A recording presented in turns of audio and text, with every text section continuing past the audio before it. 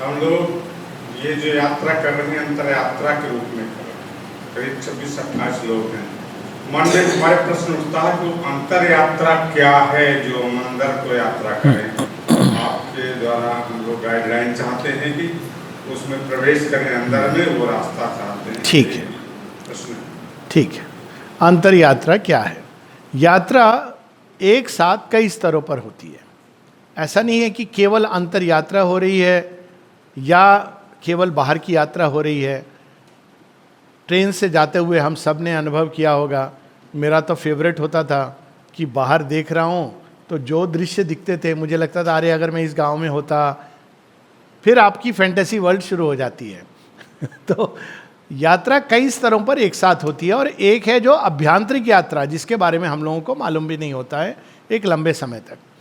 तो अंतर यात्रा के एक तो है कि हम अपने अंदर जाकर के आत्म तत्व को ढूंढ रहे हैं, पर उसके पहले जो बाहर की यात्रा हो रही है जिसमें अनेकों प्रकार की घटनाएं हो रही हैं, परिस्थितियां आ रही हैं, अनुकूल प्रतिकूल, अच्छी बुरी, हमारे इवैल्यूएशन के अनुसार, उन सब को हमको अपने अंदर वो हमारे लिए कैटलिस्ट हैं। और वो साधना के आप समझिए कि ये हमारे लिए एक बहुत सुंदर अपॉर्चुनिटी है कि हम किस तरह से उनके साथ डील करेंगे, तो उससे हमारे अंदर की यात्रा और सुगम बनती जाएगी। एक उदाहरण दे देते हैं कि बैठते हैं लोग कि ध्यान करना है, बता दिया कि भाई ध्यान करना है, आपको ऐसे करोगे यहाँ पर केंद्र में, और आप धीरे धीरे अंदर में जाओगे और भगवान को पा लोगे। बड़ा अच्छा लगता है। लोग हजारों रुपए, पता नहीं डॉलर वॉलर दे करके, अब तो डॉलर का भाव गिर रहा है, अच्छी बात है, जो भी है मनी के रूप में वो पैसे दे करके वो बैठते हैं ध्यान करने। लगता नहीं ध्यान, क्यों? क्या क्या होता है? ध्यान जाता है बैठ करके वही वस्तुओं पर जो प्रिय हैं। तो ये क्यों हो रहा है? क्योंकि जीवन में जब हम जीवन जी रहे हैं तो हम जिन चीज़ों से आसक्ति के साथ जुड़े हैं वही चीज़ें अंदर भी आप बैठ जाएंगे। आंख मूंदने से संसार थोड़ी बदलता है, वो तो और विकट रूप में आता है। सारे भूत पिशाच जाग जाते हैं। आप कम से कम बाहर जब आंखें खुली हैं तो वो दृश्य हैं जो आपको उलझाए हुए हैं, लेकिन जब आंखें बंद की तो वो सारी चीज़ें आएंगी। तो पहली चीज़ ये आवश्यक है कि जीवन में जब हम गुजरते हैं, अनेकों प्रकार के दृश्य आते हैं, तो उनके प्रति हमारा क्या एटीट्यूड है। गर्मी, सर्दी, कई लोग उसको लेके इतना परेशान हो जाते हैं कि हाय कितनी गर्मी पड़ रही है, वही फिर सर्दी में इस बार सर्दी का पता नहीं, यही बस थॉट चलता रहता है। भोजन में आज क्या बना, आज क्या नहीं बना। तो ये जो बाहरी जगत के जो घात संघात हैं, उसने मुझे ऐसा कहा, अब उसको लेकर के लोग पता नहीं कब तक बैठे रहते हैं। इस बीमारी का नाम है ग्रेजाइटिस, बहुत परेशान करती है। नाना प्रकार के शरीर में रोगों का ये उत्पत्ति स्रोत है, ग्रेजाइटिस। ईर्ष्या लेकर, अरे भाई उसने गाड़ी ले ली, नहीं ली, तू क्यों परेशान हो रहा है? अब परेशान हो रहा है कि देखो जी पड़ोसी को देखो, सुना है उसका बेटा बाहर पढ़ रहा है। This each one's life is unique, different, comparison, contrast, तो ये चलता रहता है। तो क्या होता है, हम अपना जीवन तो जीते ही नहीं है, किसी और का जीवन जीने की चेष्टा में हमारा जीवन छूट जाता है। तो इस प्रकार से धीरे धीरे, कहने का अर्थ ये कि हम इन चीज़ों के प्रति पहले समता का अभ्यास करें। शॉर्ट में कह रहा हूँ, गीता में इसकी बहुत सुंदर व्याख्या दी गई है। शीतोष्ण समय कृत्वा हानि लाभो जया जयो। कभी हानि हो जाती है तो लोग परेशान होते हैं, जब लाभ हुआ था तो वो भी तो एक गिफ्ट ही है ना। ये भाग्य दोनों चीज़ें देता है, हर किसी के उसमें लिखा हुआ है। वो ऐसा नहीं है कि, और उसके पीछे क्या शक्तियाँ कार्य कर रही हैं, मैं उसमें नहीं जा रहा हूँ। रियलिटी ये है कि हर किसी के जीवन में जिसको वो शुभ समझे या जिसको वो अशुभ समझे, दोनों चीज़ें होती हैं। आप उसको किस तरह से लेते हैं।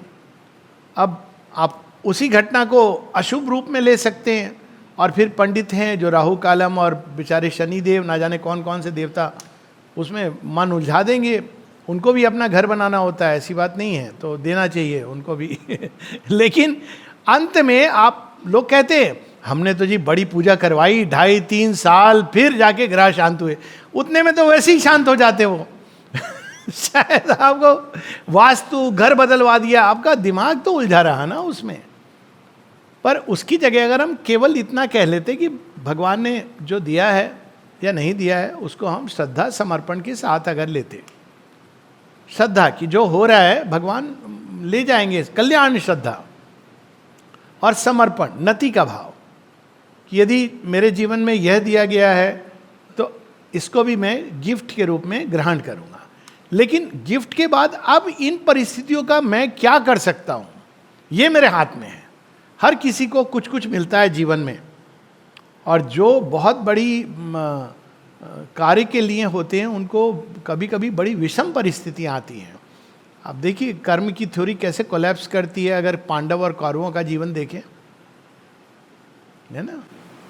पांडवों के जीवन में जन्म से ही बेचारे जंगल में पैदा होते हैं, जंगल में बार बार उनको कुछ लिखा हुआ है, फॉरेस्ट में चले जाते हैं, पर यही उनको निखारती है। तो हम हर चीज को किस एटीट्यूड से लेते हैं उसके आधार पर ये अंदर की यात्रा जुड़ेगी। वरना हम भगवान के पास भी जाके अंत में कोई क्या कहता है, मेरे बच्चे का वहाँ एडमिशन करा देना, मेरी लॉटरी लग जाए, मुझे पैसे, तो क्या पॉइंट है। ये तो आप मतलब बेचारे भगवान भी कहते होंगे ये वो दे दें, वो अलग बात है, दे ना दे ऐसे तो नहीं है कि भगवान सृष्टि के चक्र में ऑन द हाउस करते रहते हैं, ये होता नहीं है। लेकिन कोई जाके अगर उनके सामने कहता है कि देख लिया जीवन, मुझे ये चीज़ें नहीं चाहिए, मुझे तो आप चाहिए, तो अंतर हो गया। तो अंतर की यात्रा करने से पहले ये प्रश्न करना है कि हम क्यों करना चाह रहे हैं। माता जी से किसी ने पूछा कि हमें योग के बारे में बताइए, तो माँ कहती है इसके पहले कि तुम जानो कि योग के बारे में कैसे योग करें, तुम योग क्यों करना चाहते हो। और माँ कहती है क्या शक्ति पाने के लिए, मनुष्य की सहायता करने के लिए, अपनी महत्वाकांक्षाओं को पूरा करने के लिए। क्योंकि आजकल स्वामी जी का भी बड़ा बोलबाला है, Swami ji is the highest paid CEO। तो क्या इन कारणों से मेरे दुख कष्ट निवारण हो जाए, मुझे मोक्ष मिल जाए। या माँ कहती है यदि ये सब तुम्हारे अंदर भाव हैं तो तुम योग में तैयारी भी नहीं हुए, you are not yet ready for the yoga. जिस दिन ये भाव आएगा कि मैं तो तुम्हारा, भगवान के लिए हम योग करना चाह रहे हैं, तो उसके बाद आपको अंतर यात्रा कैसे करनी है ये भी खत्म हो जाएगा। क्यों? हम किसको सारे समय स्मरण करते हैं? जिससे प्रेम करते हैं।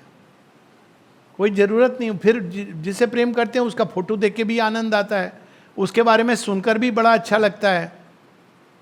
तो फिर हर चीज़ आपकी अंदर यात्रा की फीडर बन जाती है। जब बैठेंगे तब तो बड़ा ही मज़ा आएगा कि अरे मुझे समय मिला, फिर अब मैं अपने सपनों में खो जाऊंगा। क्यों? क्योंकि मैं प्रेम करता हूँ। तो मुख्य चीज़ है कि सारे दिन, श्रीमद् भगवद गीता भी यही उपाय बताती है। वो कहती है कि पहले वो बताती कि अंतकाल में जब तुम स्मरण करते हो, फिर वो कहती है लेकिन अर्जुन इसको तो ऐसे मत लेना कि बस तू अचानक अंतकाल में स्मरण कर लेगा। तो युद्ध के मार्ग से, युद्ध मां मनुस्मर युद्धश्च, तू मेरा स्मरण करता रहे और युद्ध में जाता रहे। तो सतत स्मरण ये एक बहुत ही सरल उपाय है। माता जी भी ये कहती हैं, माँ के नाम को अंदर में जब थोड़ा समय मिले तो माँ के नाम को जपना, कोई कार्य करना है तो उसको माँ को अर्पित करके करना। माँ का कार्य है डायरेक्टली तो बहुत ही अच्छा है, माँ को अर्पित करके करना, सतत स्मरण करना, रिमेंबर एंड ऑफर, ये दो चीज़ें माँ ने बताई हैं। तो फिर क्या होगा कि आप अलग से समय निकाल के बैठें या ना बैठें, आप अंदर नहीं जाएंगे, अंदर बाहर आ जाएगा। वो भी लालायित है। हम लोग बचपन में पढ़ते थे, पता नहीं सुना होगा शायद आप लोगों ने भी, हमारे घर में राम की पूजा होती थी, राम जी की। तो हमारे पिताजी वो कभी उनको जब पूजा कर रहे हो ना तो वो आसन, वो कुछ भी हो जाए उनको वहाँ बैठना है। तो हम पूछते थे आप बीच में उठ के क्यों नहीं? तो कहते नहीं नहीं नहीं, बीच में उठोगे तो हनुमान जी बैठ जाएंगे। तो अब ये मतलब इसका क्या है? इसका मतलब ये कि ये कांस्टेंट प्रोसेस है भगवान के साथ संबंध जोड़ने की। तो आप जितने तरह से, यानी आप जहाँ कहते हैं कि राम जी की कथा होती है, वहाँ हनुमान जी खुद ही आ जाते हैं। श्री राम परमहंस इसको बड़े सिंपल ढंग से कहते हैं कि तुमको अगर गैया चाहिए तो बछड़े को लेके चलो आगे, वो गैया देखो पीछे पीछे अपने आप आएगी। तो हमारे तो कर्म भाव विचार ऐसे होने चाहिए, मनोवृत्तियां ऐसी होनी चाहिए कि भगवान बाहर आ जाएं। अब यही तो अर्जुन के साथ हुआ। किसी और को गीता नहीं दी गई, किसी होली प्लेस में आश्रम में बैठ करके, वो और बात है कि प्रवचन करते हैं लोग, लेकिन गीता कहाँ दी गई? युद्ध भूमि में। किसको दी गई? अर्जुन को। अर्जुन भी कहता है कि मुझे क्यों चुना आपने, ऐसी विशेष कृपा मेरे ऊपर। तो कहते नहीं, हमारा जन्मों का नाता है। और फिर वो कहते तू मुझे प्रिय है। क्यों प्रिय है? श्री अरविंद का एक एफोरिज्म है, there are two things perfectly pleasing to God in his devotee and servant. भगवान को क्या प्रिय है? हम तो बैठ के सीधा अंदर जाने की, लेकिन भगवान क्या चाहते हैं हमसे? उन्होंने हमें यहाँ क्यों भेजा है? तो वो कहते हैं कि one who sweeps his temple floors in silent adoration, दिखावा करके नहीं, पर साइलेंट एडोरेशन, स्मरण करता हुआ भगवान। सबरी का उदाहरण है। The second who fights in the great battle of life for the divine consummation in humanity, वहाँ अर्जुन, हनुमान और लक्ष्मण की बात आती है। तो अगर हम ये करते रहेंगे तो स्वयं भगवान हाथ पकड़ के लेके चलेंगे हमको। फिर जब बैठेंगे तो स्वाभाविक होगा, क्योंकि कोई व्यवधान नहीं होगा। डिज़ायर की जो पकड़ है, जो हमको अंदर भी नचाती है बाहर भी, वो ढीली हो जाएगी। तो कोई भी कर्म हम करते हैं निष्काम भाव से करना, ये सब उसकी पैकेज है।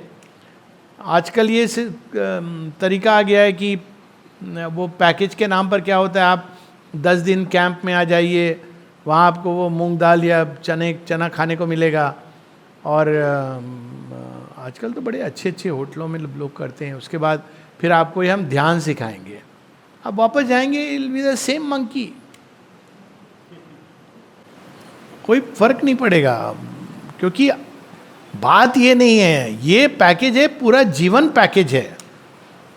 इसको भगवान को निवेदित करना। फिर इट डजेंट मैटर है कि यहाँ पे आश्रम में एक मृत्यु हुई थी किसी की, तो माँ कहती हैं कि उसका पूरा बीइंग, व्यक्तित्व, मैंने देखा कि वो सर्विस ट्री जो है, जो हमारे आश्रम के परिसर में है, समाधि के ऊपर जो छाया के रूप में, वो पूरा देह उसका वो सर्विस ट्री के फूलों जैसा बन के, पुष्प जैसा बन के सीधा श्री अरविंद की सुपरमेंटल लाइट में चला गया। अब फिर वो बताती हैं और कि मालूम है किस कारण से ऐसा हुआ। खुद कहती क्योंकि वो केवल और कुछ नहीं करता था, केवल एक भाव से वो काम करता था सब कुछ, कि मुझे श्री अरविंद का काम करना, यही बस उसके अंदर ये उत्साह था। तो that's how it's a attitude.